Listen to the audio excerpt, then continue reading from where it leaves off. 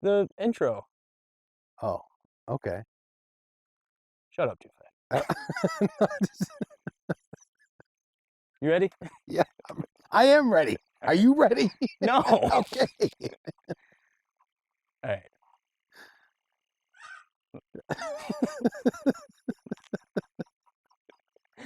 Trying to make sure I'm in focus. Oh, God. What was the slow dance with the father-daughter?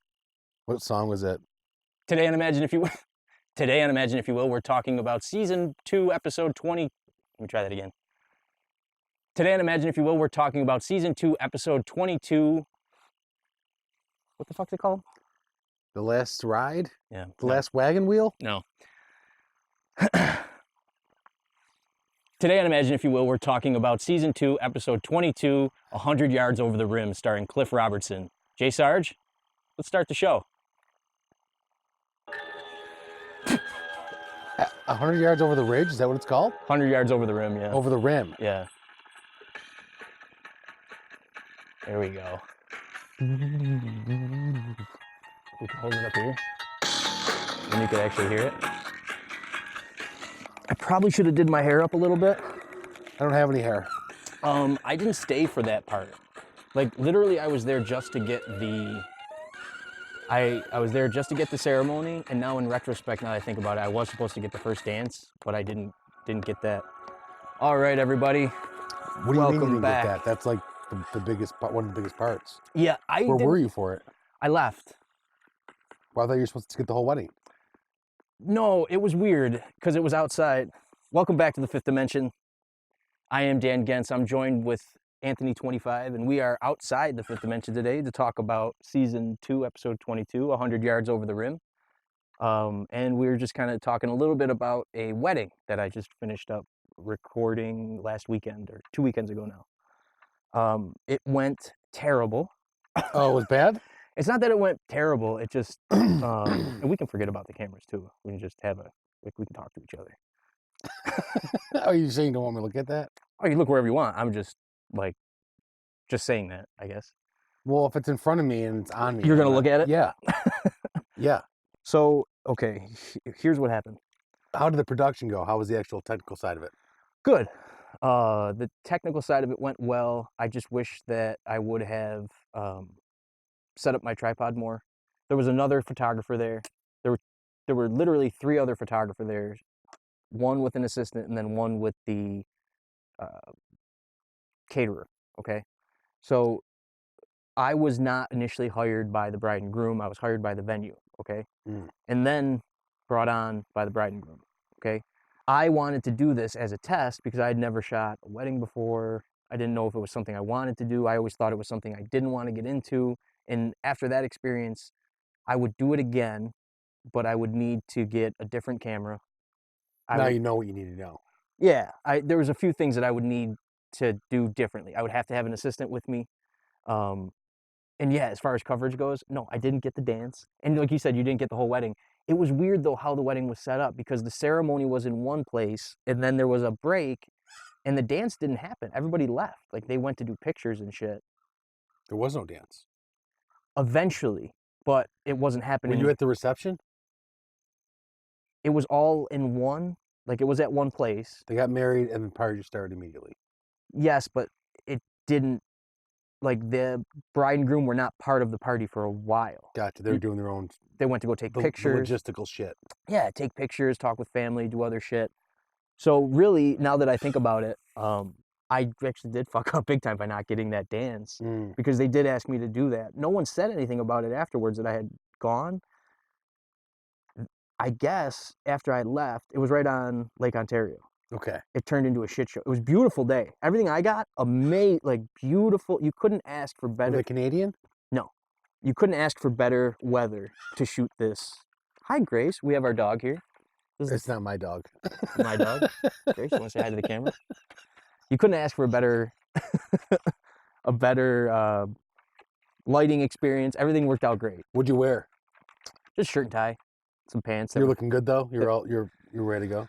Yeah, that shirt and tie, pants that were way too tight. I thought maybe I grabbed Cooper's pants. Gotcha. I was like, oh fuck, are these Cooper? Like, they felt way too small. but it went well. And it's Did you just socialize? a little, but not much, just because the nature of the way it worked. Again, I wish I would have met with the bride and groom ahead of time. I wish I would have had a little bit more prep time. I should have went there the day A before. lot of hot chicks? Decent amount.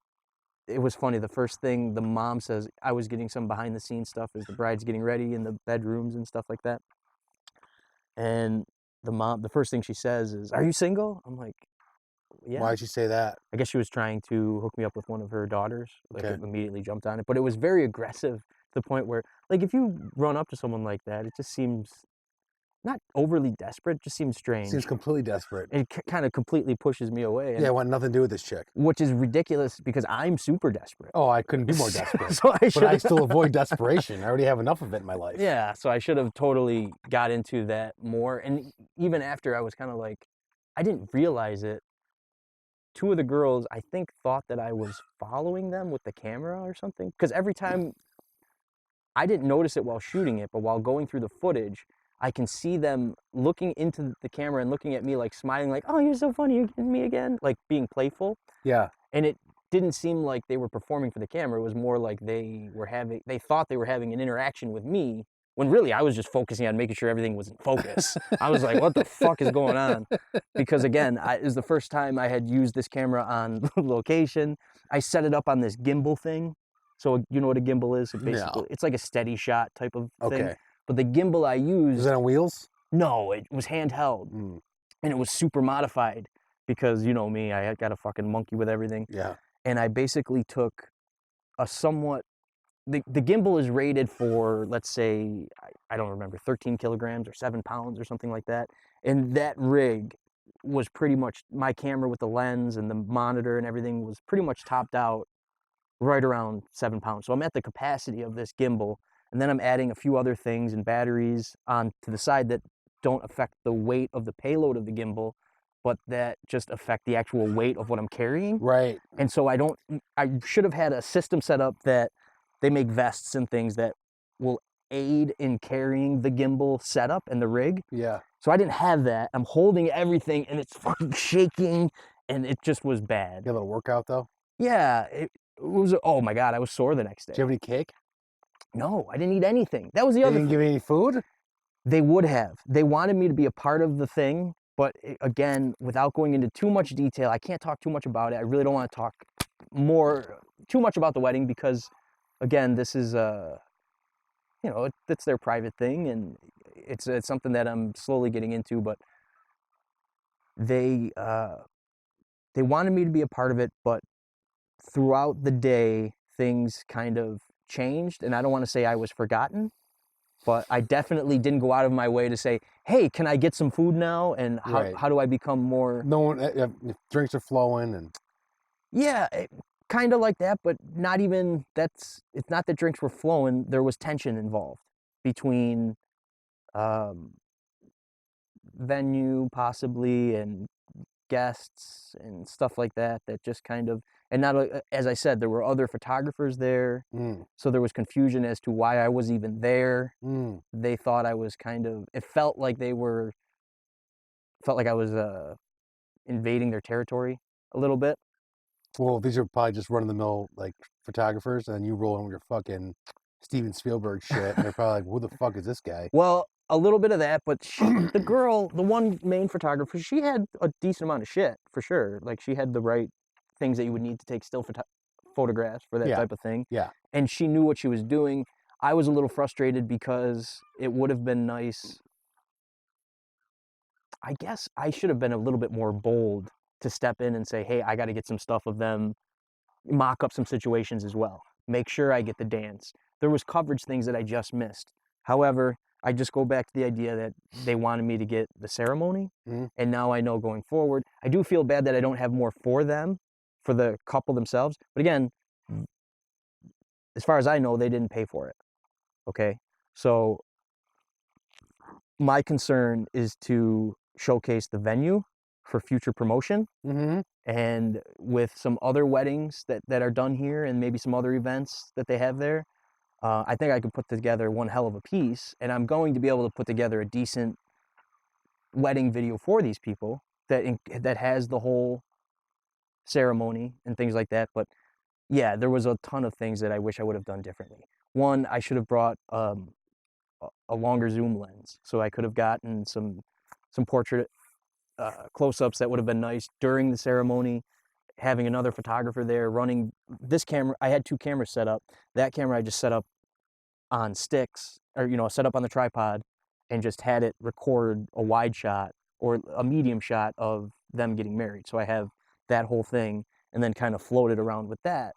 But again, I was wrestling with keeping focus. There was a bunch of things I was wrestling with.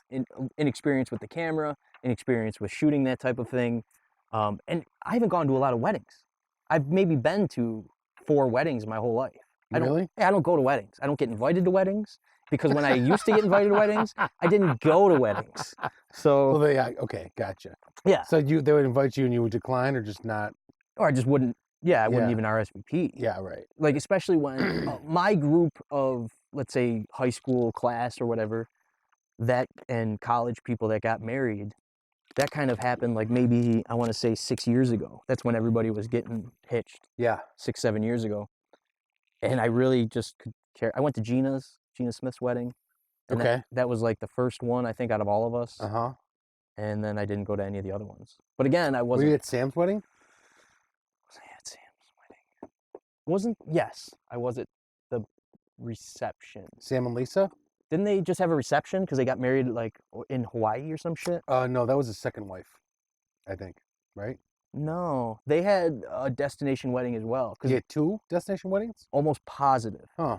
Well, the reception. Did you go to the reception for the Yep. first one? Because I remember driving around. We went to our bar. It was me, you, Yeah. Oh, yes, we did. Duke. Yeah, we did a little Lovejoy bar crawl.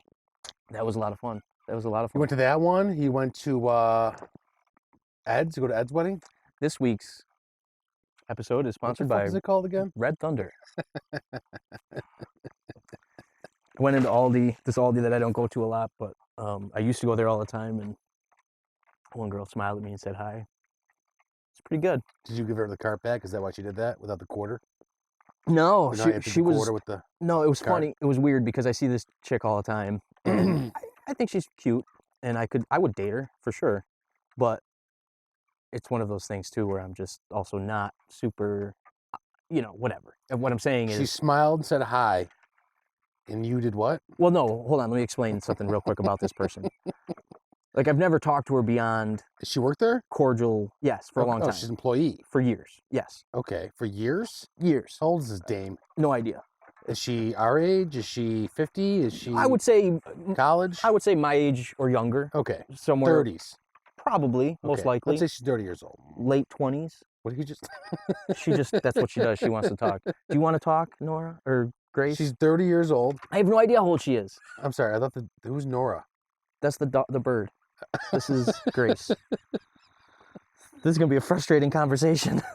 You walk in. We're supposed to be talking about the Twilight All Zone. right, let's just cover this first because we don't get a lot of interaction with random chicks. Well, no, you're right. We don't. But I want to at least preface it a little bit, give it a little backstory to let you know why it was a strange interaction. Because, as I said, she's worked there for years, Mm-hmm. and I used to go to this Aldi all the time when I lived in South Buffalo, the one on Harlem across from. Yep. Okay. But I had gone in there many times, and surprise, surprise, I lose my patience, right, at stuff. You're in line. No, I'm just in general. When I go shopping, I don't have a lot of patience, and I try to come up with a plan, get in, get out, but those places are very difficult to shop in. We got to talk about your Aldi experience. You went, and it doesn't matter. So I've seen this girl over and over for years. I got into it once with the manager who I know is friends with her, and I only know this because it sounds like I'm a creeper, but I've gone there so often. Yeah, you're familiar with the surroundings. I'm just familiar with it. So I've never spoken to them beyond, yeah, I need 6 bags kind of thing. Right. So anyway, the one day I got irritated at the manager because she overcharged me, and then it was just a big pain in the butt. So I didn't really go back there, but I do like to go to that one because it's less busy. I didn't lose my shit, but I just got annoyed. Now, also too, what's funny about this, there's another little add-on to the story with the manager again that happened. The manager is the type of person that feels like what's the word? Like she's more important than she actually is. And so Okay. she's trying to justify certain things, and maybe she's just super nice and just trying to do How her much did job. she overcharge you? It doesn't matter. It was like a double charge kind of thing. Like Okay. the card got declined, Oh, I got you. Okay. but it shouldn't have been declined, and Okay. it didn't get declined. It just kept A getting. misunderstanding. No, I'm probably not explaining it properly. Though all that you need to know about that was that there was an interaction that went south, and I would say that it was probably because I got irritated at her over eagerness and over helpfulness. That really, even though she's trying to be helpful, is counterintuitive to what her goal is. Were you doing this? And I see this, like I said, because I've gone there so often, I've seen the way that she acts and the way that she does things. You have no faith in her managerial skills. It's a total pattern of who she is. Like, she's just a full of shit person that, whatever, I don't care. All right. She's You got one of beef those. with the management. No beef. I don't want to. The relationship isn't good. Here's what it is. They want to get involved, and she's the type of person who wants to talk to you and be like, "Hey, how was your?" Have a whole conversation as we're doing the. But when it comes to nut cutting time, where we need something done, the transaction. Like, no, I know exactly what I want, and I want you to bag it up or whatever. And there's always this, because I buy two cases of, I buy 2 cases of Red Bull and then a case of water. I'll have cases of things, right? There's always, the cashier always wants to try to come up with a new way to process the interaction of the logistics of how I'm going to get these from one cart to the next, because you got to switch carts at all these, right? Yeah. So one cashier will be like, well, why don't you do this? Why don't you do this, and this? Why don't you just come over here and I'll just scan one? Then I'll suggest it on the next one. What are you buying that's making this so complicated? I just told you, 2 cases of Red Bull. Okay, right, sorry. Cases of things. Right. So they see cases and they're trying to make it easier, but then they just make it more difficult and complicated. Okay. And this manager, this has happened in the past, right? Yeah. And I've literally gotten into cashiers before where I try to go in with the idea of who cares, whatever you want to do, I'll go along with, easygoing, no big deal. Yeah. And then they will be almost antagonistic in trying to change up the process of the way the logistics of just cashing the fuck out are. So whatever. So she's getting super involved. And anyway, I said I got into it with a cashier before because, one will be like, just leave it all in there. I can just scan one and multiply it, and then you can bring your cart over here, and then I can scan in the rest of the items, because there's like a speed checker as far as when they scan items. Mm-hmm. Their performance is based or whatever, checked on how fast they're scanning shit out once they start scanning. Okay. So whatever. So there's always this point of contention of how these cases are going to be scanned. So I've now gotten to the point of, like I said, I will go along with whatever they want. I'll do it however the fuck they want to do it. But to me, it's easier just to be like, listen, I'll put it on the belt and you do it just like everything else. Yeah. You get it up there. Yeah, I would just throw everything on the belt. And just... I don't say, now that's what I try to do. Try not to say a word and just put it on the belt. Yeah. And don't even let them have a chance to change it. Right. So it's on the belt, and we're going to have to deal with it once it gets to the scanner.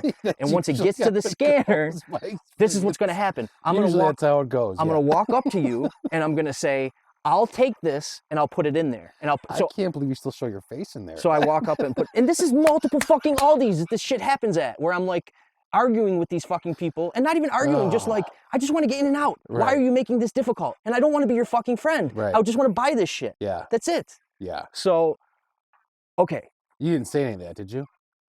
Did any of that come out? Besides, why are you making this difficult? Did that probably came out?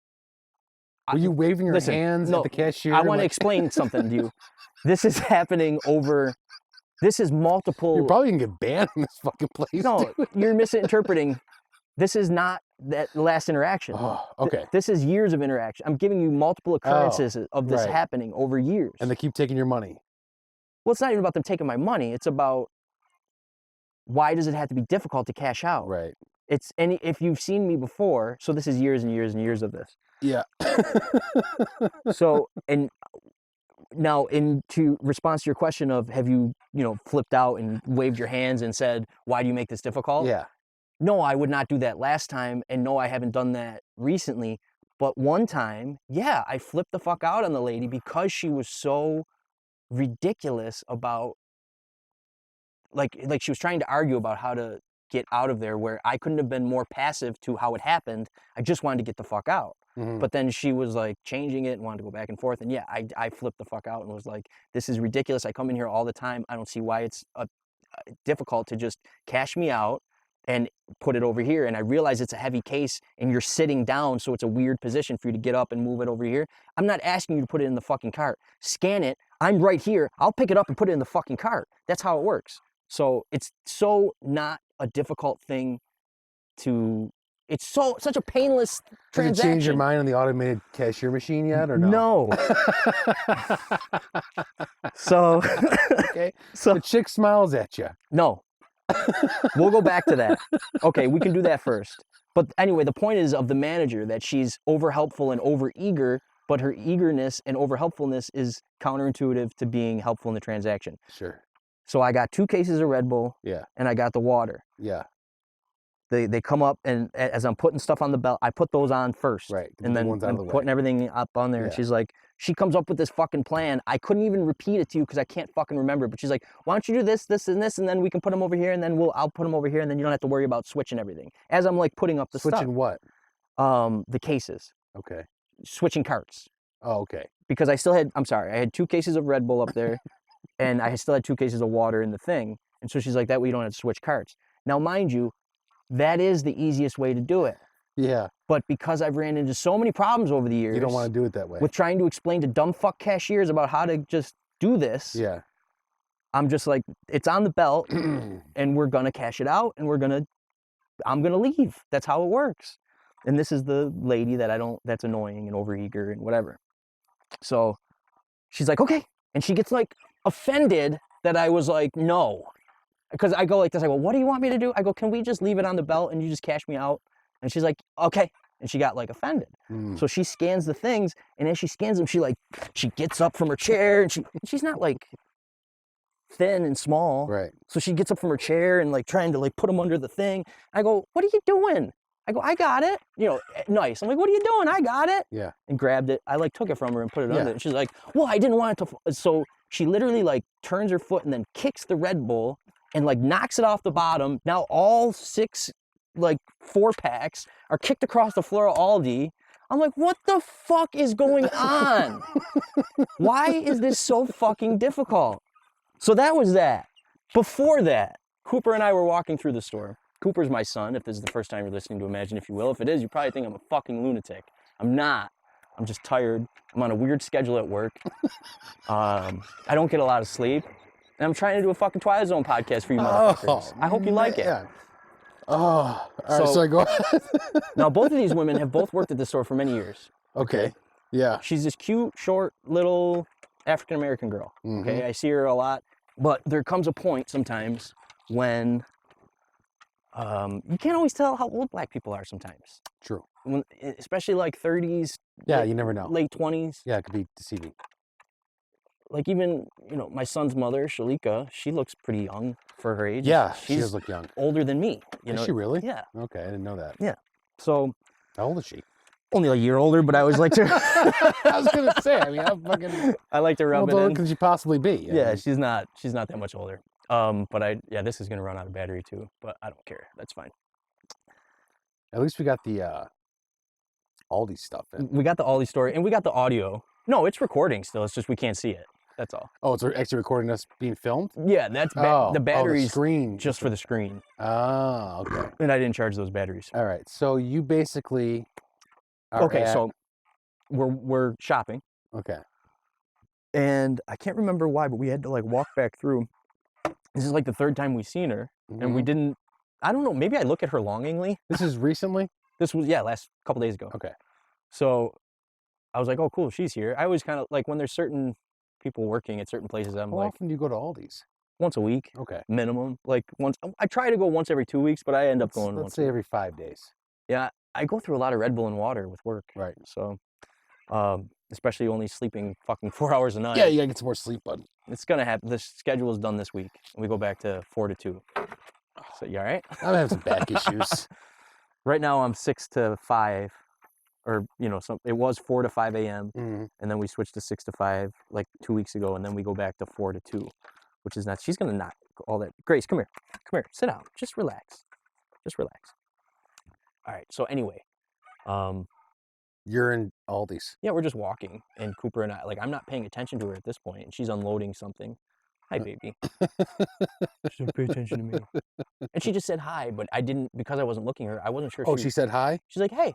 And I didn't know if she was saying hi. It was almost like she was giving me an open to sit, like, hey, Hey, what's up? How I'd you be doing? open to talking to you because I Right. see that you're in here creeping on me all the time. Was she stocking shelves? She was stocking shelves. It's a good opening. She said, hey. It's a solid opening. Yeah, and I just kept walking. I was like, did she say hi to you? To Cooper. I'm like, And you have an out, too, because you're with him. right. So you can't be like, oh, he's got to go, so I get, Yeah. So whatever you can do in the window. It's a good window. A perfect window. Didn't take it. Man. Let it slide. Oh, that's a fastball down the middle, dude. I know. Not that I would have fucking done well with it either. I'm just saying. I don't know why I'm apprehensive. It's a good spot. I think I'm apprehensive because, again, like I said, I'm a judgy guy. Yeah. I've spent a lot of time in that store, and I feel like I kind of know these people. Not sure she's the one I want to date. You know what I mean? But she's cute, and I'm sure it would be fine. And So she said hi. You said? She's obviously a hard worker. I guess. Which is, important What to me. makes you think that? Just from being there, I can tell. Like, she is diligent in her job. Do you know her name? No. Okay, so she said hi. You're going her way, or you're already past her? Say like she's like this. I'm her. Yeah, like you're her unloading a box. I'm going this way, like that. And did you just fucking ghost her? Or did All these reenactments. Did you even turn around? Did you acknowledge that she said hi? I said, okay, so you're there. Hi. Hi. Hey. Like I said, hey to the wall. Why'd you do that? Cooper turns to the left, and Cooper's he said, like, "What's up?" Because he's a normal human being and knows how to interact with people. So he did much better. Oh, dude, I'm so happy that he's well-rounded. I'm like, oh, I remember when I was like that. Remember when I didn't have PTSD and I was all fucked up?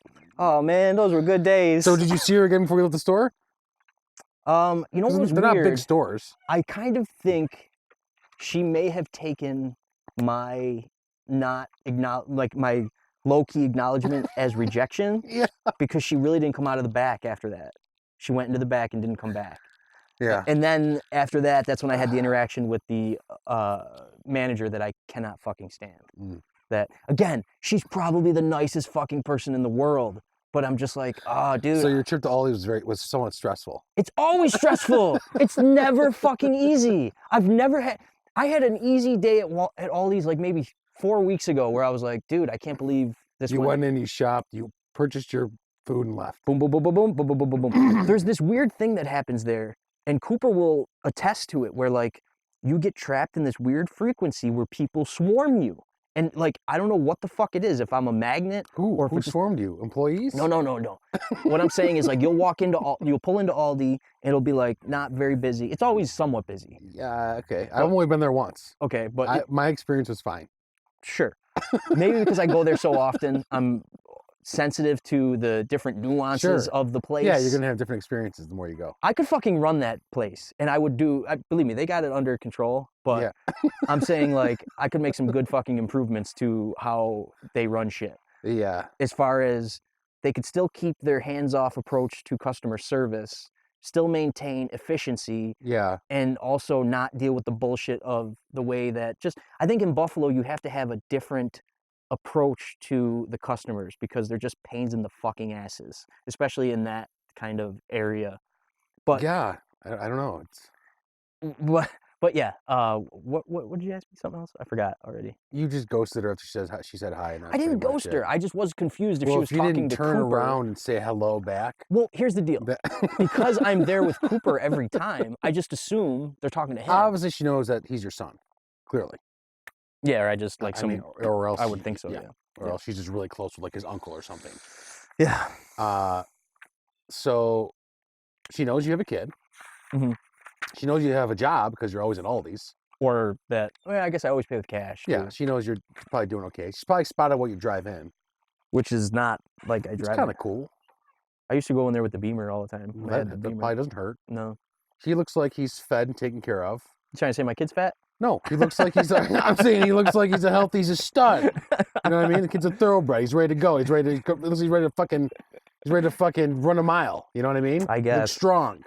You got the tight beard. You got the fucking full dew. You got lots of lettuce up top. How's this look, all right? Yeah, you're in good shape. She's probably like, you know what? Hi. I'm a fucking catch. You're not that bad at Aldi's, I'll tell you that.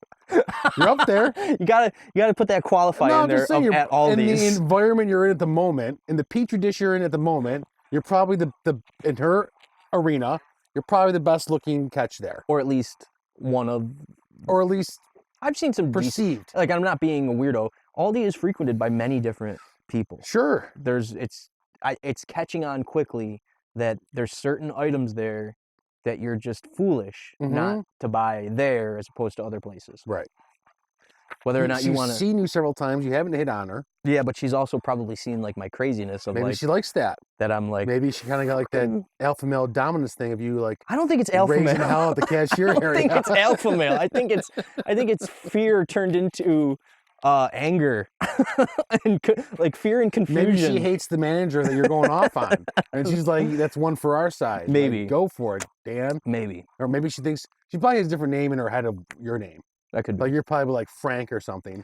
And what is she in your head? I don't know, like Tamika or something. There you go. Yeah. And you're like, Will. Yeah. Will. I like Will. Yeah. Go with Will. Yeah. I do wish that we were set to record Friday, and I canceled because I was just shot from the week of the schedule. What are you gonna do? Well, like right now we're sitting out here. I think it would be nice to just relax. I was actually going to suggest you come over, record, and then we go out. Like go into town, have some beers or whatever. Yeah, that'd be sweet. Even tonight, it would be nice to keep... It'd be a great time. Chilling, but I got to go to work. You do. Sucks. But for our Twilight Zone aficionados, let's get into this episode, man. Go for it. Let's talk about it. How about, why don't you give me a little breakdown? 2-5 just watched it for the first time. I'll give a quick opinion of it. I think it's spot on as far as Twilight Zone. It hits all the key points. It looks amazing. Shot super well. The acting is really, really good. And there's details taken in the production design that go far above and beyond what we've seen in the past as far as historical context. So I think that's really good. And I think the other thing I really like about it is it hits that ironic twist ending pretty well. Yeah. I think it kind of does that. I liked it. Yeah. 3 out of 5 stars. That seems to be your normal go-to. 3 out of 3.25. 3.25? 3 1/4 star. It's a little slow. I liked it. It was fine. And it was good. No, that's not my normal, is it? Usually like 3. Is it? For the good episodes. Oh, yeah. If it's a good episode. I'll give it a 3 1/4 star. Yeah. Out of 5 that we're doing? Well, that's what you came up with this rating system. Did I? This is the 2-5 starring, 2-5 stars of the Twilight Zone. Well, what would you give it out of 5? Over 3? Based on other Twilight Zone episodes? Yeah, relative to other Twilight Zones. A low 3? I would bump it up a 4. Only because of there's a few things going on in it that I really think go above and beyond. We'll get into it. It's not much, but there's some things happening in that episode that I really think elevate it above some of the episodes we've seen recently. And whether or not that's because this one was shot on film as opposed to video as we've seen recently. Oh, it was film? This was all film. Gotcha. And it really hits home the fact that was the way they needed to go, and it's good they only did 6 on video. So that they don't have their own character to them. Where was it actually shot? Lone Pine in California. Okay. Which it's north of Los Angeles about, let's maybe say like 3 hours, really close to Death Valley. The Death Valley. For those sand dunes, yeah. Death Valley National Park that they shot The Lonely, which is probably my favorite episode of the Twilight Zone with Jack Warden. A handful of episodes have been shot out in the desert. And then immediately after, to save money, what they did, this was directed by your boy Buzz Kulik, too, who directed Buzz Kulik. The last episode we talked about, right? Yep. Buck Houghton, the producer of the Twilight Zone, had the foresight to send Ralph Nelson out there with Ralph W. Nelson is the production manager. He sends him out there with some of the art team to scout ahead. And not only do they send him out ahead of time, they plan ahead of time to shoot the Rip Van Winkle caper, which is the episode that airs right after this one, immediately after. So they shot 3 days. They shot 2 days of, what's this one called? 100 Yards Over the Rim? Yeah. and then shot 3 days of the Rip Van Winkle caper. They're working efficiently. Totally, they're on point. And I think it, I don't know what the deal was, why, and you'll see it too. I don't know if you've seen the Rip Van Winkle caper. No. There's something going on with those 2 episodes where the acting, it seems like whenever they go on location, I don't know if it was impressed upon to the actor that they're spending a little bit more money on this episode. This one came in at almost 60 grand total budget. A little bit of money. Compared to 35, 37 for the video episodes, it's a lot. So I don't know what the deal was as far as why the acting is so much better, but it just seems to be so much more on point when they're in these desert locations. So yeah, I like the old Western stuff. So do you? Right off the bat, I was into it. Yeah. I hated Western shit when I was a kid. No, I think I love it. Well, that was why this one. Can you hear that squeaking on my mic? That's not good. That was why this one was, in my opinion, a stronger episode that dealt with historical context because, okay, you know those hats that they're wearing? Yeah. They have those and they have kind of, well, I'll tell you what, before we get into the dissection of the historical context and shit like that, not that we're really going to dissect the fuck out of this episode. We've got maybe 20 minutes to bang. You got some notes, though, there. It's not much. That you want to look like you're ready to dig into. Well, what I'd like to do, do you mind giving them a breakdown of the episodes for anybody that hasn't seen it? It's a Oregon Trail type family. There's a family. 3 wagons. 1847. Back in the day. They're coming from Ohio. Looking for water. We got Christopher Horn and his family. He's the leader of the pack. And his son's about to peace out. He's dying. He's sick. Could be typhoid. They don't know what it is. Could be yellow fever. It could be anything. Could be anything. Could be anything. 80 years before the discovery of penicillin. They need to find water. But the one dude what's his name from Adam's Family? John Astin. He's like the second man in charge or whatever the fuck. He's an advisor. Charlie. So what was his suggestion to get out of what they're doing? Because it's almost like he's like, let's turn around. But it's like, where the fuck are you going to go? They decided to turn back, I think. I think they said they were going to turn back. Turn back to where? You're in the middle. You've already... I think they were going to go back to Ohio. You weren't going to make it back to Ohio. You might have gotten closer to the fucking ocean. Well, the whole reason that they wore... What I was going to get into is, yeah, you're right. But did you notice their clothes that they were wearing? Yeah. Not to segue. That was a horrible segue. But... Yeah, they were dated, obviously. They were dated, but you would normally see in a Western like that, they would have kind of cowboy uniforms, the cowboy hat, and shit like that. Cliff Robertson, who plays Christopher Horn, okay, Cliff Robertson is a really well-known television actor of the 80s. I would say our audience would probably, not that we really have much of an audience, but... They weren't dressed like cowboys, they were dressed like pilgrims. They're dressed like, what they were dressed like is people of the time that decided to leave the East and come West, and the people of that time would wear the clothes on their backs, and they would modify them as they go. So they had these top hats from the cities, that Gangs of New York kind of style. Yeah. And that's when they decided to move west, and they just came with what they had on. That was all Cliff Robertson's idea. When he showed up on set, and they were doing the costume fittings, he picked out this tall... She's got to go... What's she trying to do? She just wants to go inside, and she's irritated. Are you going to open the door for her? I guess. Trying to do a fucking show here. Well, she doesn't have any thumbs. Son of a bitch. All right. Here's my question. Well, wait. Let me get into the Go ahead. Cliff Robertson. Yeah, So, the head actor, the lead actor. the lead actor, Cliff Robertson, plays Christopher Horn. As I said, he's been in a whole bunch of TV shows in the 70s and 80s. We know him from Spider-Man. He's Uncle Ben from Spider-Man, the original Tobey Maguire Spider-Man. Okay. Uncle Ben. Is he dead? Now? Yeah. Fuck, I should know that. He should be. think he passed away recently. Because he'd be old as shit, right? Anyway.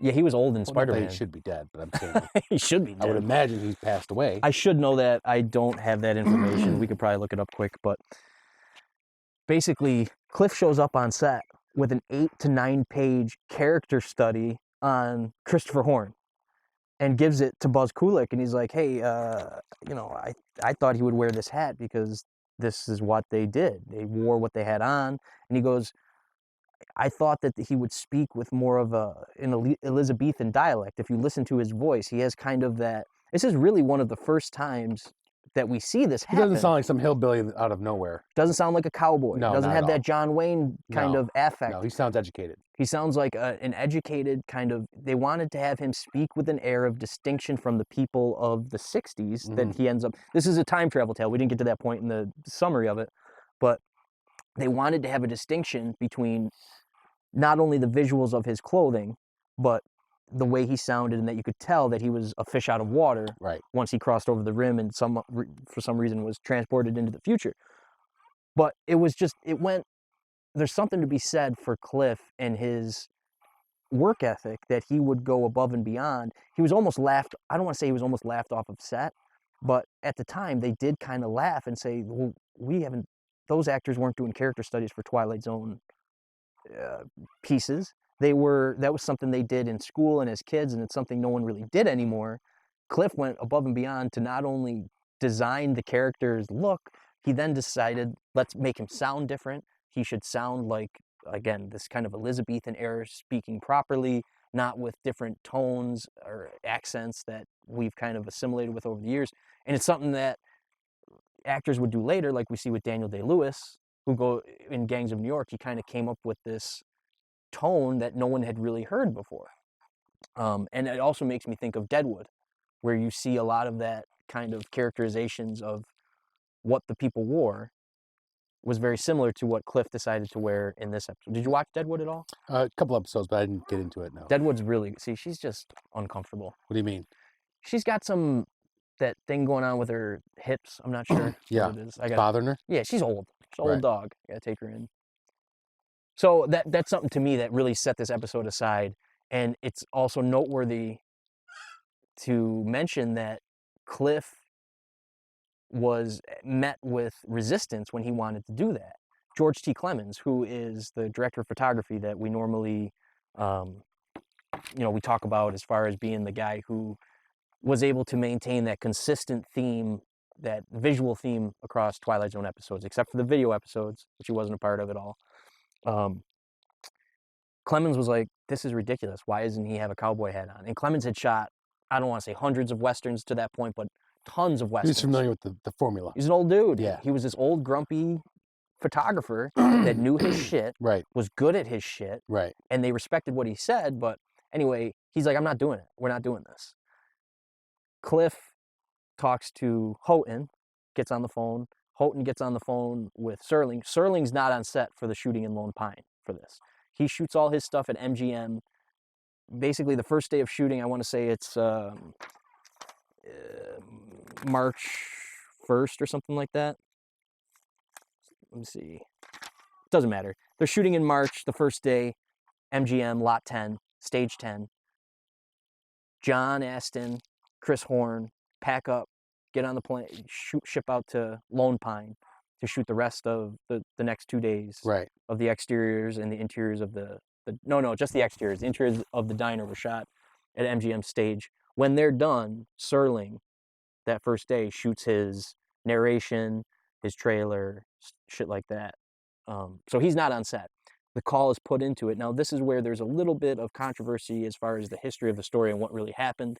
It's not like it's that exciting. It's just a controversy of whether or not Serling actually showed up and approved it. From all accounts, Serling did it over the phone and said, yeah, that's the way we want to do it. Cliff knows what he's talking about. He did the research. That makes complete and total sense to me. I don't think there were any revisions made to the script or anything like that. But it was pushed through. There's a big interview with Cliff Robertson in Stuart T. Stanyard's book, Dimensions Beyond the Twilight Zone, which if you do like the Twilight Zone and Twilight Zone knowledge and not just me and 2-5 talking about silly shit at all of these, it's a great book to pick up. Stuart T. Stanyard's Dimensions Beyond the Twilight Zone. Yeah, I've read it several times. Yeah, he's a fucking expert. Yeah. That's why we forget to talk about it, because it's just so implanted into our brains. Totally. In that book, he does a pretty lengthy interview with Cliff Robertson, and Cliff goes into detail to say that, this was my idea, and Serling came on set to approve it and basically told everybody else to go pound salt, and we're going to go do it. So there's a little... So you think he kind of like fucked everybody over and was like, he gave the okay and went behind his back and was like, let's just do this? No, not at all. I think that maybe Cliff was a little grandiose in talking about how things went down as far as him like shaping the show. But it's undeniable that he definitely had a larger hand than most actors in the Twilight Zone as far as like shaping this particular episode. Right. You know what I'm saying? So there's no real controversy. It's just kind of like, did he show up or didn't he show up? Right. So anyway, that's where we're at. So the kid is sick. They're going across. Yeah, the kid's about to They need water. die. Is that sun right in your eyes? It's all right. Killing I like you? it. Okay. Comfortable. Keep going. You're giving us the summary. What happened? Oh, we're not doing the summary yet? Well, no. Yeah. Well, he goes over the ridge. Okay. And then he goes into some sort of black hole time warp and spots some power lines. But there's no there's never a distinction. Like it just shows up. It's just the other end of a ridge. Yeah. Like it's more of a sand dune. Totally. And he goes over it, and then there's power lines. He starts walking. He walks into a fucking diner. For some reason, the people that are in the diner want to take care of him. I have no idea why. I've been like, fucking get the hell out of here, man. I thought that dude was the sheriff at first. John Crawford plays that guy. I thought he was going to be like a villain. Oh, really? The way he was like kind of like smiling and like standing there like that? Creepy, yeah. Yeah, okay. And then he walks in. A little nefarious. His wife was hot. Evans plays that role. Yeah, she was cute. And then she bandages him up. Call the doctor, throw him in the fucking room. And then he finds his son in an encyclopedia, right? Yes. In the room. His son, he finds out that his son becomes a doctor. Well, he actually found out what year it was because he spotted a calendar on the wall, too. That's kind of like the main that is right. point. That's right. Yeah. Or like a big turning point, right? The calendar. So where he's like, holy shit. But the whole thing's revolved around the penicillin. Well, don't forget, he shoots himself, too. Did you catch that part? Yeah, when he jumped out of the way of the truck. I forgot about that, too. He's already busted up. Yeah, he comes down the ridge and he sees this truck coming. He gets all scared and jumps and shoots himself. It seems like a useless little detail, but you need that in order to go forward with the story. It kind of makes sense as far as why they would want to help him. Right. The doctor shows up. They see why he's like... He stays in the room. Totally. Encyclopedia. Gets the penicillin. Obviously, you need that or else you can't give it to the kid and you go back in time. Right. And I think that is a key point to at least mention as far as differentiating it between other Twilight Zone time episodes. Who wrote this one again? Come on. Was it, what's his name? Rod Serling, baby. Oh, was it? Okay, good. Oh, the master of... I was going to say, I thought it was that fucking... Beaumont? Charlatan that we're always talking about. No.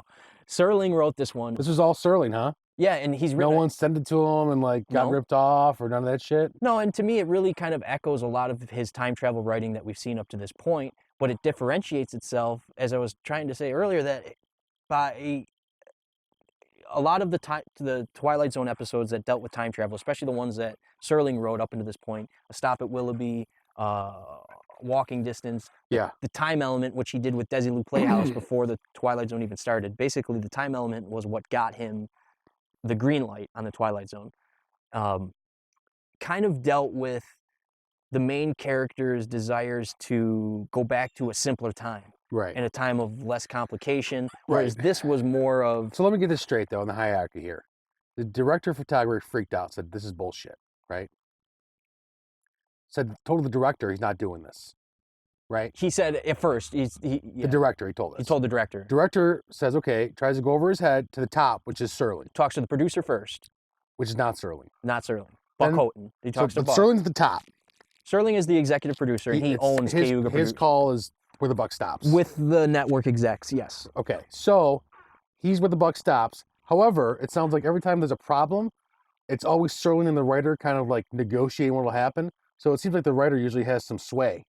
Definitely. But the writer in this case is Serling. The writer is Serling. So it's like there's no one to even call him on anything in this He was pretty much triple dipping on this episode. He got paid, I want to say, approximately $2,500 for the story. And that doesn't include his agent's fees and shit like that, on top of what he was making as owner of Cayuga Productions. And executive producer. Executive producer.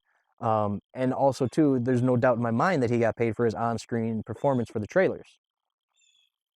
I'm sure he's a member of SAG, and you can't just, that's work. He's going to get paid for that. You can't just go on camera and have it baked in. It's starring Rod Serling. Right. He's a star of the show, so he's getting paid for the act. Like, the man is a smart, like, when I think about what I would like to do in this business, or at least what I would have done, that is something that's super admirable. I think of Rob McElhaney, who does Always Sunny.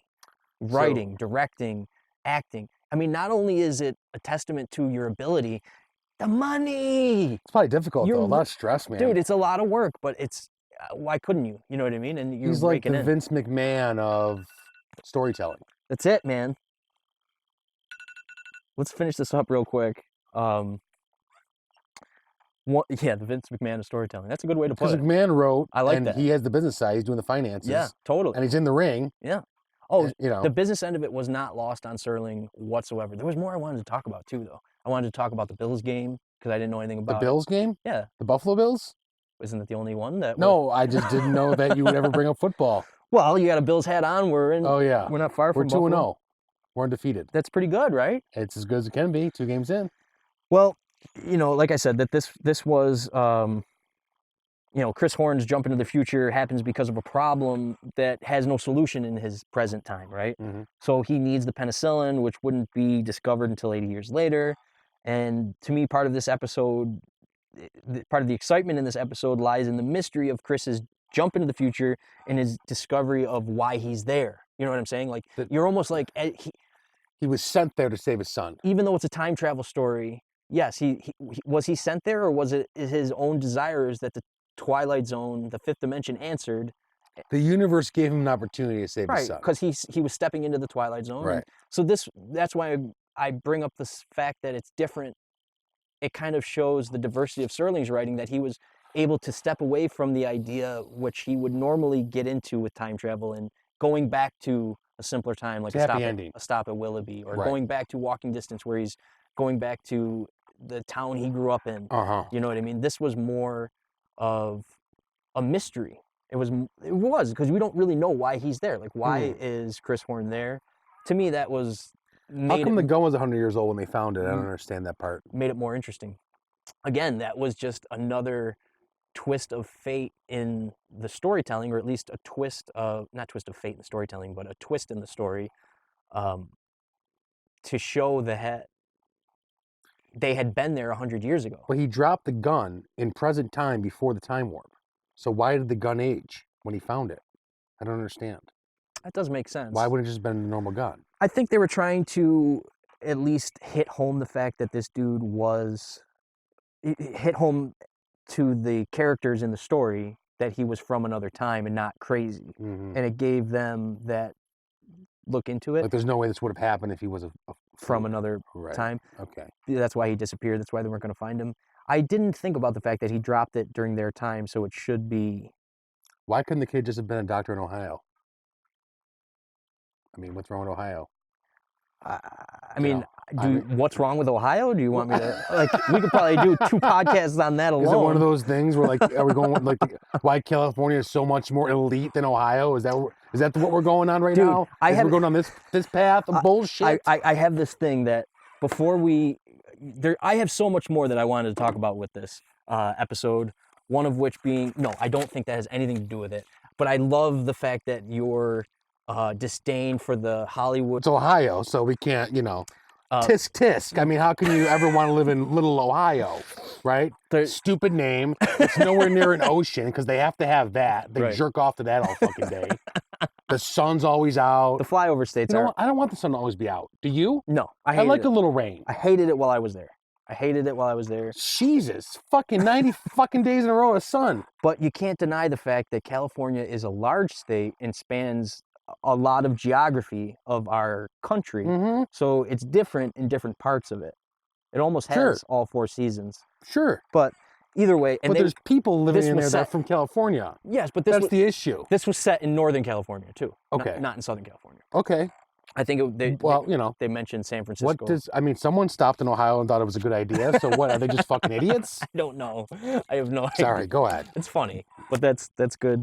One of the things I wanted to bring up as far as the history of this episode and kind of some of the controversy around it, not that there was controversy, Cliff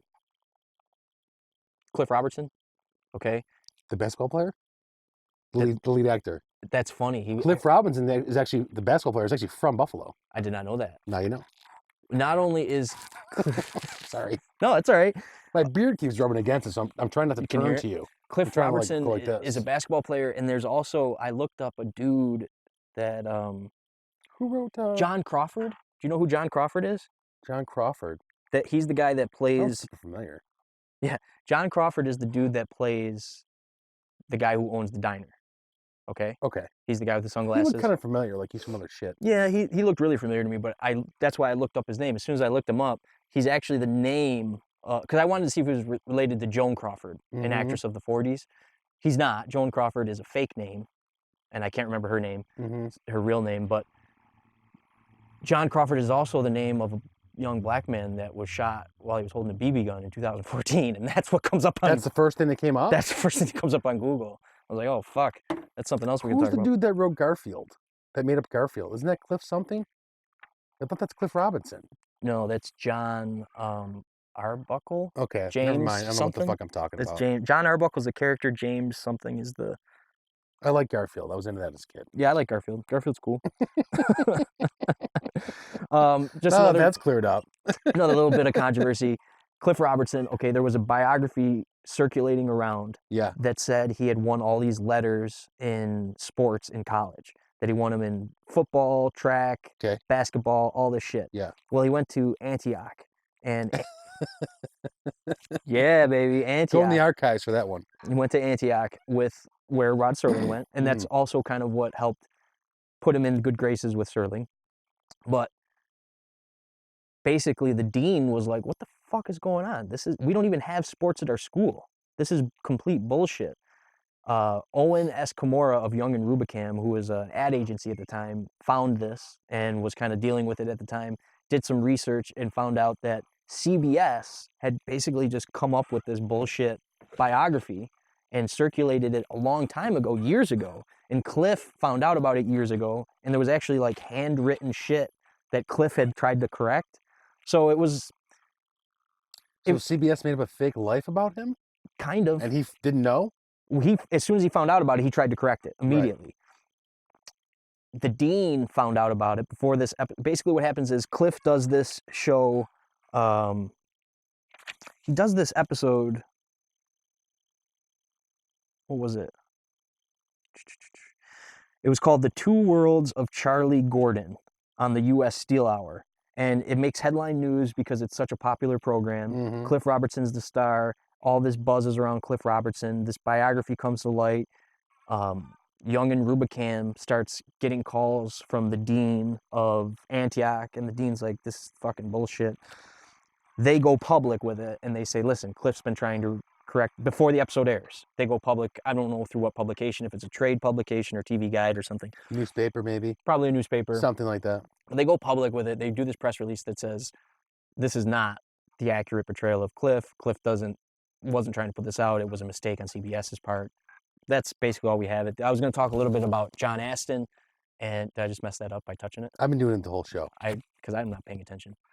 John Astin, as we said, Gomez from Addams Family. Yes. He plays Charlie in this episode. Also had a stint as the Riddler on the 1966 Batman in season 2 when Frank Gore wasn't paid the salary he was asking for from the first season. Everyone loves Frank Gore. Frank Gore?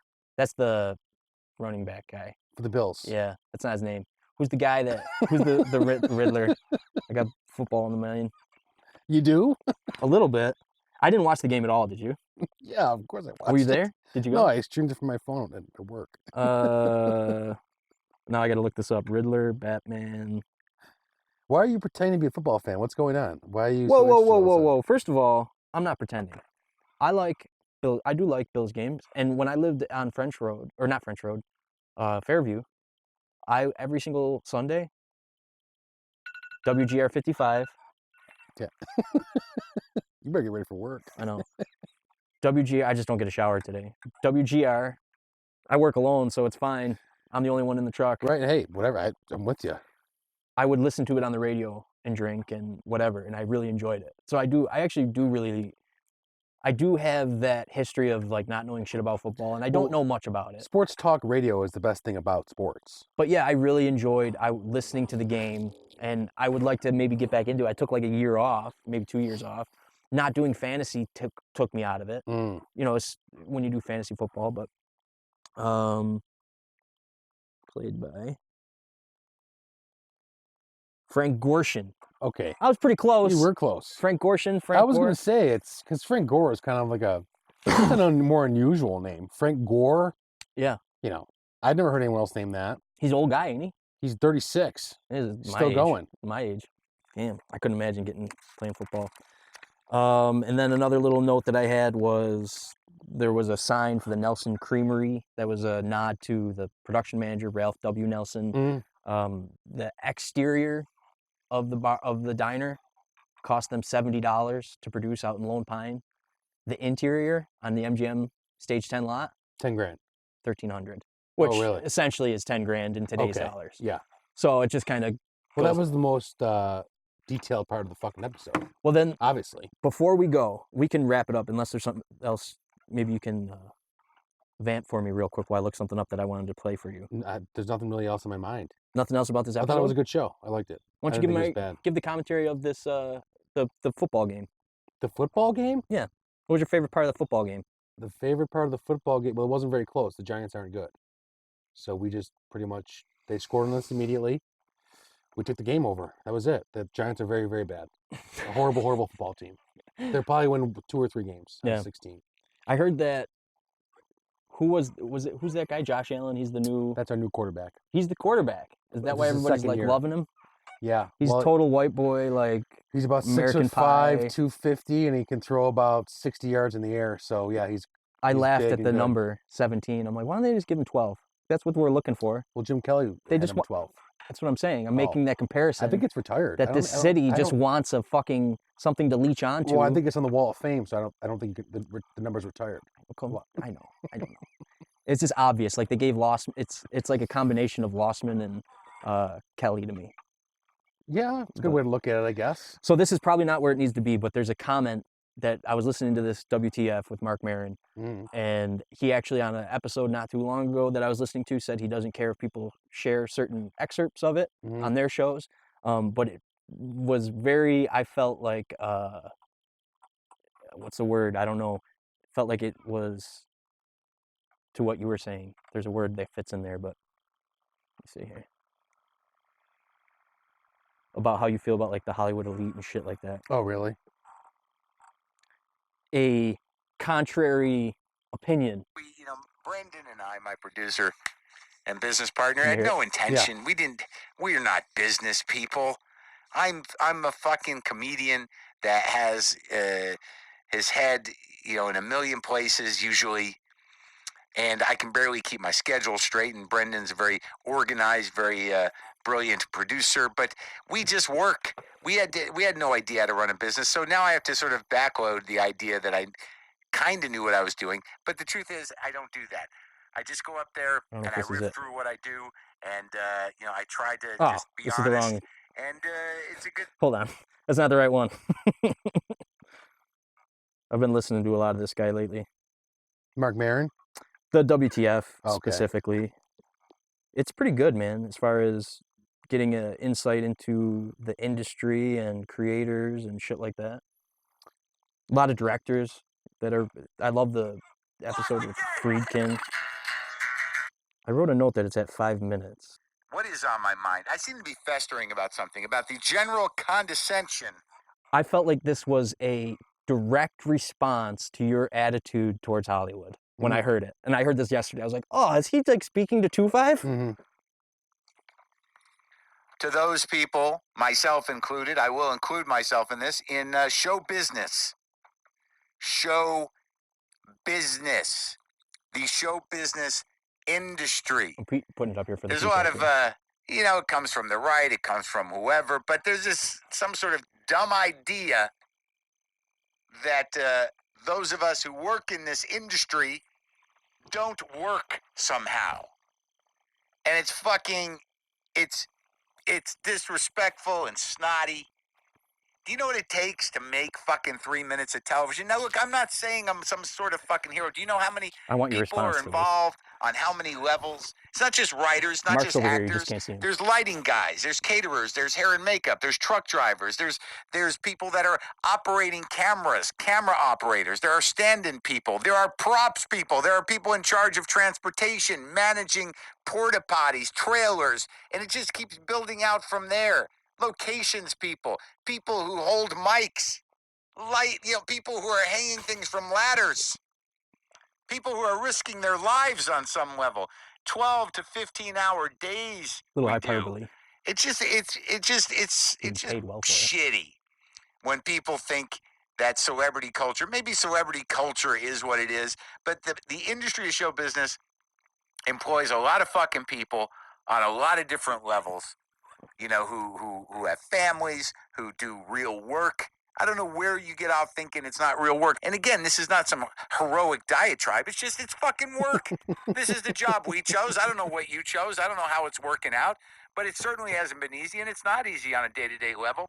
I'm not just talking about me. I'm talking about everything that goes into the industry. Now, you may not like what we produce. You may think it's shit, but it's a fucking business. It's an industry, and a lot of people work really hard. So shut the fuck up with this condescending attitude about celebrity culture, which is different than the actual nuts and bolts of show business.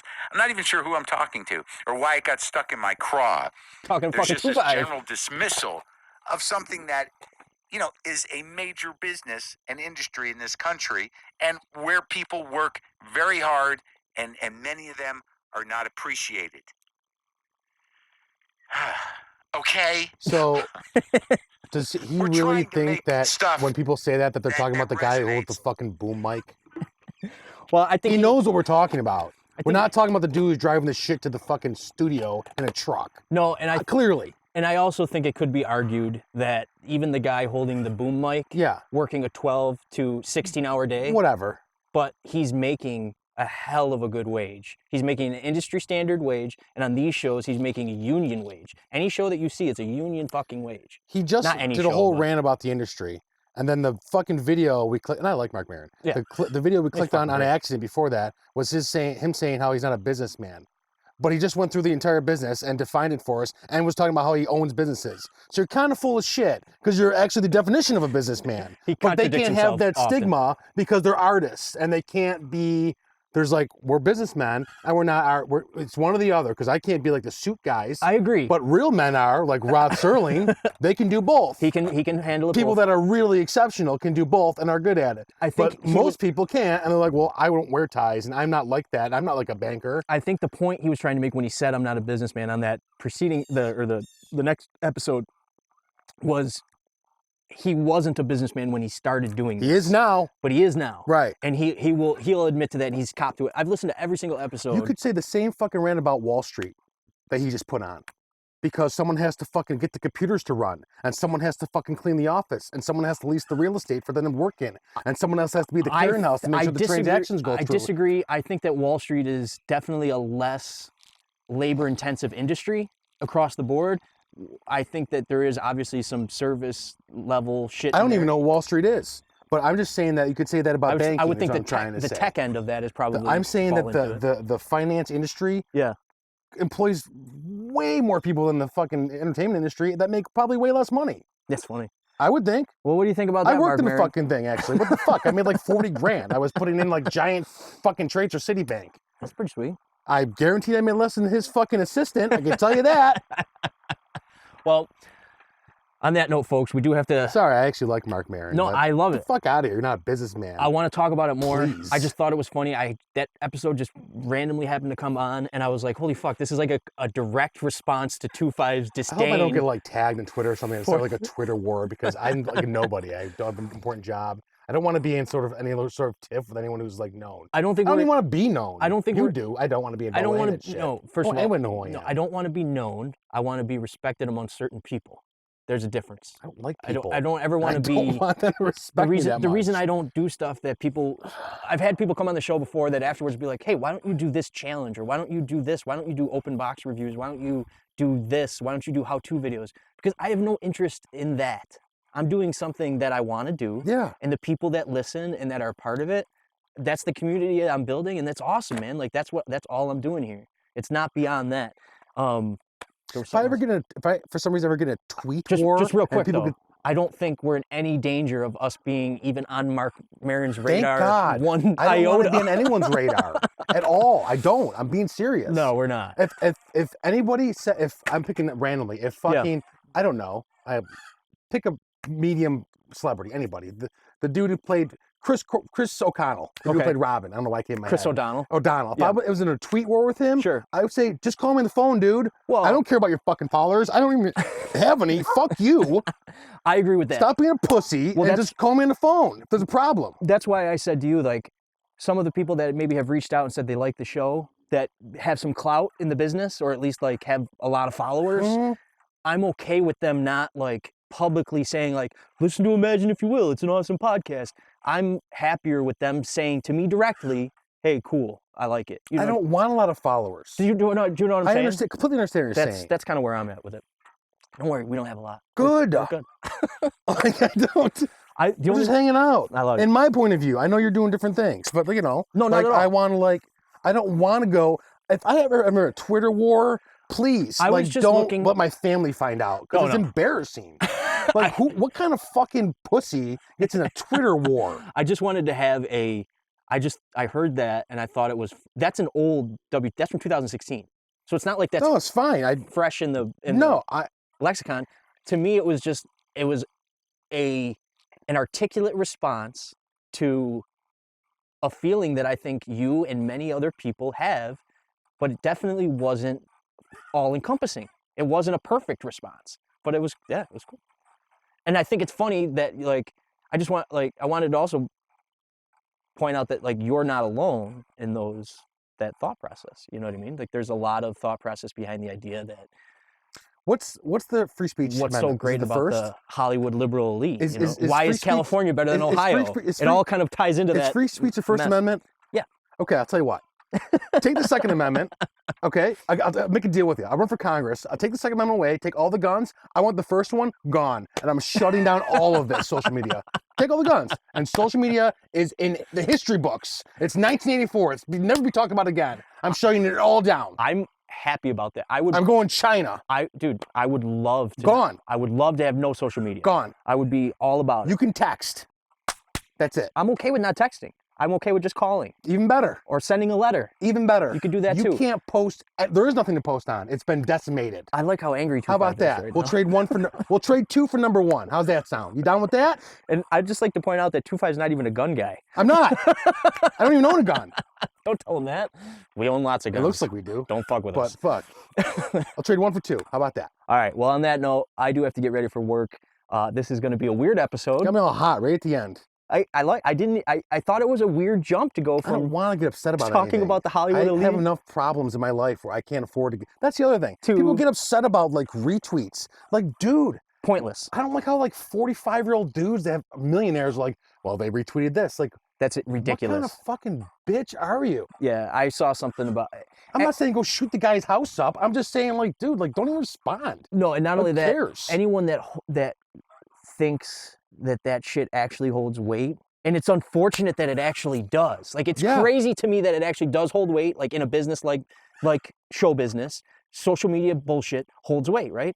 To me, that's fucking ridiculous. Like it's not gonna stop now. It's all make believe, but a lot of the shit that I deal with worked up too on a daily basis is make believe.